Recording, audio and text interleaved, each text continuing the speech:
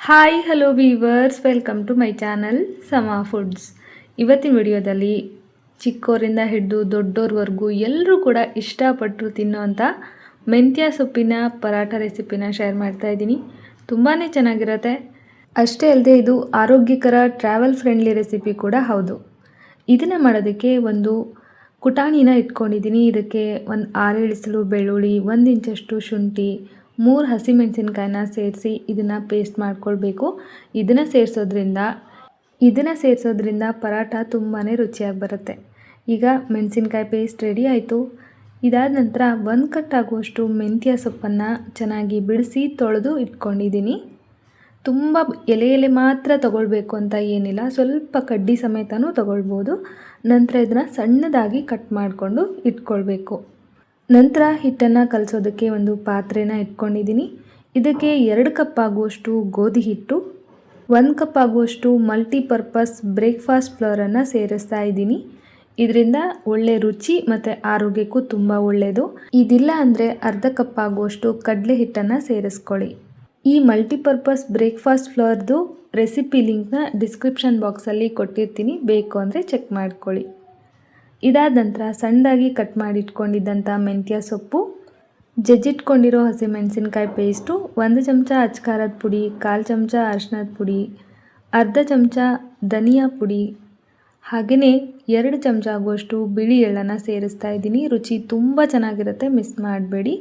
ನಂತರ ಅರ್ಧ ಚಮಚ ಆಗುವಷ್ಟು ಅಜ್ವೈನು, ಅರ್ಧ ಚಮಚ ಆಗುವಷ್ಟು ಜೀರಿಗೆ, ರುಚಿಗೆ ತಕ್ಕಷ್ಟು ಉಪ್ಪು.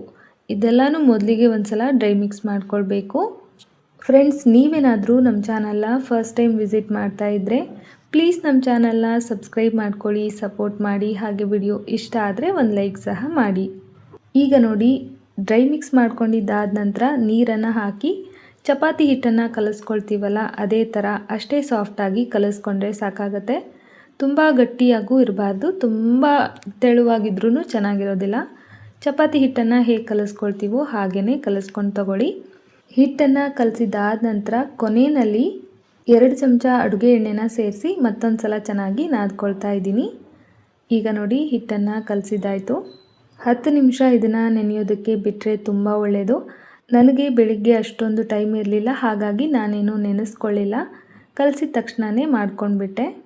ಇವಾಗ ನೋಡಿ, ನಮ್ಗೆ ಯಾವ ಸೈಜಲ್ಲಿ ಬೇಕೋ ಆ ಸೈಜಲ್ಲಿ ಉಂಡೆನ ಮಾಡಿಕೊಂಡು ಗೋಧಿ ಹಿಟ್ಟನ್ನು ಡಸ್ಟ್ ಮಾಡಿ ಚಪಾತಿನ ಲಟ್ಟಿಸ್ಕೊಳ್ತೀವಲ್ಲ, ಅದೇ ಥರ ನಾನಿಲ್ಲಿ ಲಟ್ಟಿಸ್ಕೊಳ್ತಾ ಇದ್ದೀನಿ. ಈ ಥರ ಹಿಟ್ಟಚ್ಚಿ ಲಟ್ಟಿಸ್ಕೊಳ್ಳೋದು ಬೇಡ ಅಂದರೆ ಈ ಹಿಟ್ಟನ್ನು ಇನ್ನೊಂದು ಸ್ವಲ್ಪ ಸಾಫ್ಟಾಗಿ ಕಲಿಸ್ಕೊಂಡು ಅಕ್ಕಿ ರೊಟ್ಟಿ, ರಾಗಿ ರೊಟ್ಟಿ ಎಲ್ಲ ಕೈಯಲ್ಲಿ ತಟ್ತೀವಲ್ಲ, ಅದೇ ಥರ ಕೂಡ ಮಾಡ್ಕೊಳ್ಬೋದು. ಇವಾಗ ನೋಡಿ, ತೆಳುವಾಗಿ ಲಟ್ಟಿಸ್ಕೊಂಡಿದ್ದೀನಿ. ಇಷ್ಟಾದರೆ ಸಾಕು. ಈಗ ಇದನ್ನು ಬೇಯಿಸ್ಕೊಂಬಿಡೋಣ. ತವನ ಮುಂಚೆನೇ ಬಿಸಿ ಆಗೋದಕ್ಕೆ ಇಟ್ಕೊಂಡಿದ್ದೆ. ಚೆನ್ನಾಗಿ ಕಾದಿರೋ ತವಾದ ಮೇಲೆ ಪರಾಟನ ಹಾಕಿ 2 ಕಡೆ ಎಣ್ಣೆ ಅಥವಾ ತುಪ್ಪ, ಬೆಣ್ಣೆ ಅಥವಾ ತುಪ್ಪ ಹಾಕಿದ್ರೆ ತುಂಬ ಚೆನ್ನಾಗಿರುತ್ತೆ. ಆದರೆ ನಾನಿಲ್ಲಿ ಎಣ್ಣೆನೇ ಹಾಕಿ ಬೇಯಿಸ್ಕೊಳ್ತಾ ಇದ್ದೀನಿ. ಎಣ್ಣೆ ಹಾಕಿ ಬೇಯಿಸ್ಕೊಂಡು ಬೆಣ್ಣೆ ಹಚ್ಚಿ ತಿನ್ಕೊಂಡ್ರೆ ತುಂಬ ರುಚಿಯಾಗಿರುತ್ತೆ. ಇವಾಗ ನೋಡಿ, 2 ಕಡೆ ಚೆನ್ನಾಗಿ ಬೇಯಿಸ್ಕೊಂಡಿದ್ದೀನಿ. ತುಂಬ ಸಾಫ್ಟಾಗಿರುತ್ತೆ. ಡಬ್ಬದಲ್ಲಿ ಮುಚ್ಚಿಟ್ರೆ 2 ದಿನ ಇದೇ ಥರ ಇರುತ್ತೆ. ಎಲ್ಲಾದರೂ ಟ್ರಾವೆಲ್ ಮಾಡೋವಾಗ ಮಾಡ್ಕೊಂಡು ತೊಗೊಂಡು ಹೋಗ್ಬೋದು, ಕೆಡೋದಿಲ್ಲ.